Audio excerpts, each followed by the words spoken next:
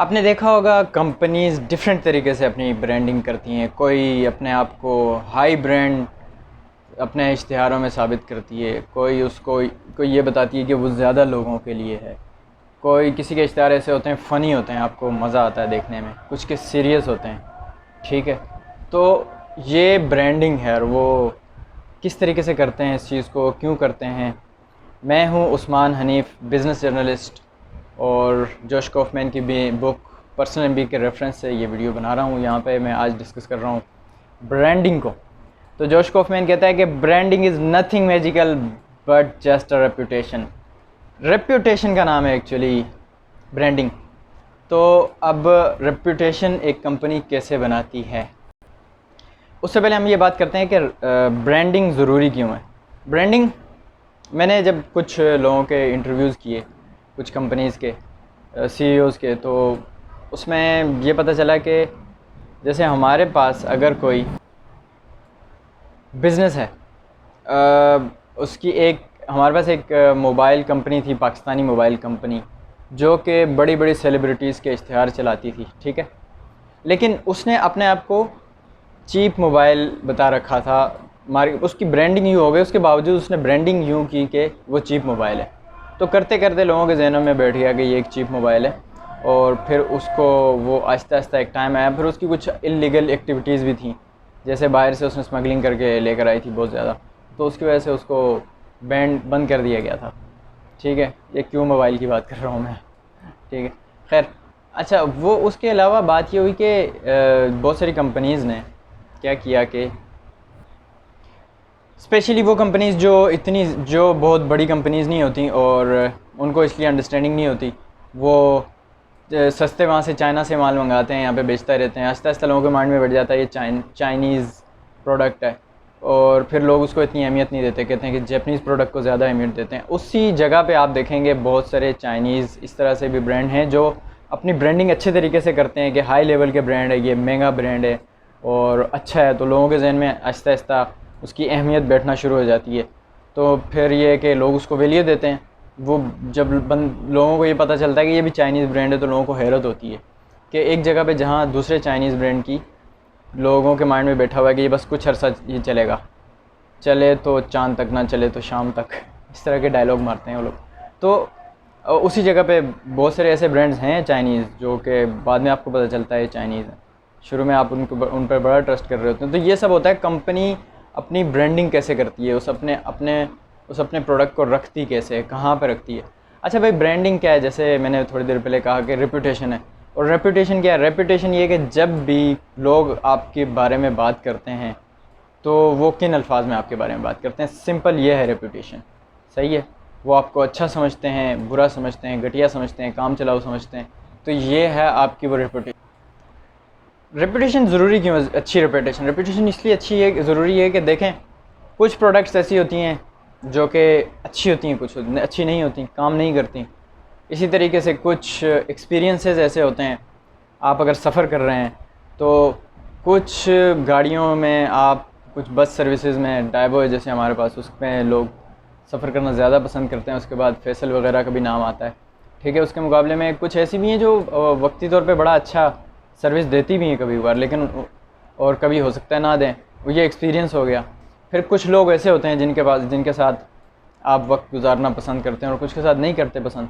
तो लोग बड़ा सोच समझ के फ़ैसला करते हैं कि कौन सी प्रोडक्ट, कौन सी सर्विस चुनें, क्योंकि कहीं उनका एक्सपीरियंस वो चीज़ लें तो वो एक्सपीरियंस उनका ख़राब ना हो जाए।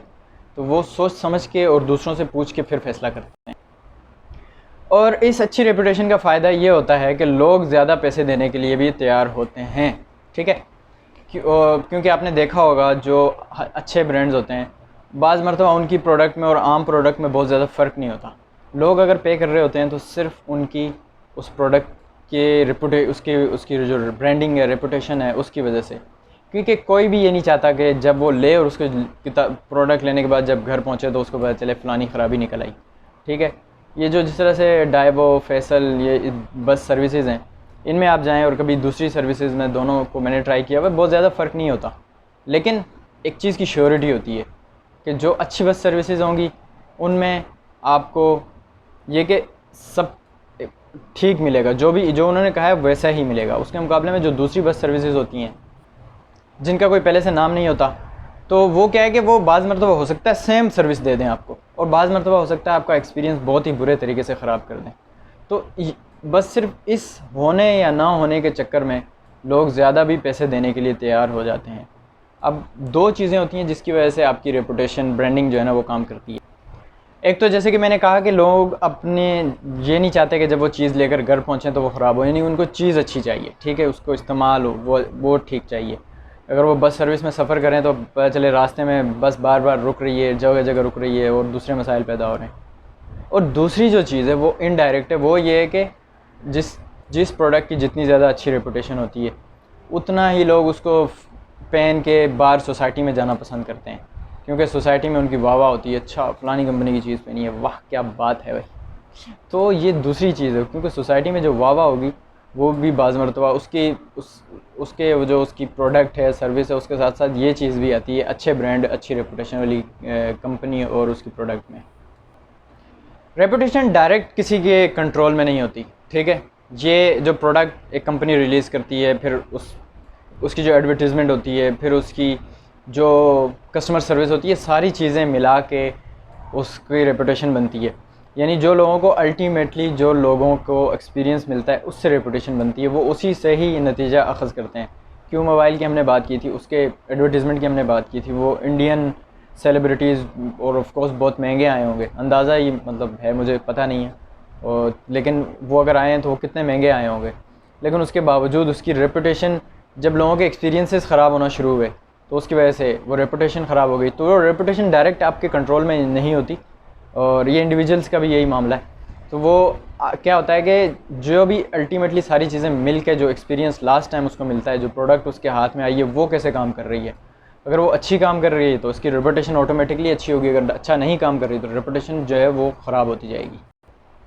तो यानी जो लास्ट जगह है जो रेपुटेशन को डिसाइड करती है वो मार्केट प्लेस है। जब वो कंपनी आखिरकार मार्केट में जाती है, वहाँ पे कस्टमर्स को क्या एक्सपीरियंस है। तो अगर अब रेपुटेशन का देखें, फ़ायदा ये है कि अगर जिन कंपनीज़ की अच्छी रेपुटेशन हो जाती है तो कस्टमर क्या करते हैं, आगे उसको रेफ़र करते हैं अपने दूसरे जानने वालों को, क्योंकि उससे कस्टमर की अपनी भी एक रेपुटेशन है इंडिविजुअल की, वो बेहतर होती है। जब वो इस्तेमाल करेगा, उसको अच्छी चीज़ लगेगी, कहेगा हाँ फ़लाने बंदे ने मुझे बताई थी, तो उसके लिए दिल में एक इज़्ज़त बन जाएगी। तो मतलब सिंपल सी बात है। इसी तरह से तो अपनी रेपुटेशन बनाने के लिए इंडिविजुअल्स फिर आगे सजेस्ट करते हैं फ़लानी प्रोडक्ट, फ़लानी सर्विस इस्तेमाल करें। तो इसलिए रेपुटेशन आहिस्ता आहिस्ता बनती है, और लेकिन फिर वो बड़ी ये कि लंबे अरसे तक चलने वाली चीज़ होती है, पायदार इंड्यूरेबल चीज़ होती है। और तो इसलिए अपनी कंपनी है तो कंपनी, प्रोडक्ट हो तो प्रोडक्ट, नहीं तो आप इंडिविजुअल की भी रेपुटेशन होती है, उसका ख्याल रखें, अच्छे तरीके से बनाएं। और मेरी इस वीडियो को लाइक करके, शेयर करके अपने दोस्तों के साथ आप अपनी रेपुटेशन अच्छी करें। ऑफ कोर्स इसको कहते हैं सोशल करेंसी। सोशल करेंसी ये होती है भाई कि आपको जो सोसाइटी में एक दूसरे के साथ, कि जब आप एक चीज़ शेयर करते हैं तो लोग, अच्छी चीज़ होगी तो लोग आपकी इज़्ज़त करते हैं। तो ये शेयर करें और अपनी रेपुटेशन अच्छी करें, और मेरा चैनल सब्सक्राइब करें। मिलते हैं अगली वीडियो में। अल्लाह हाफ़िज़।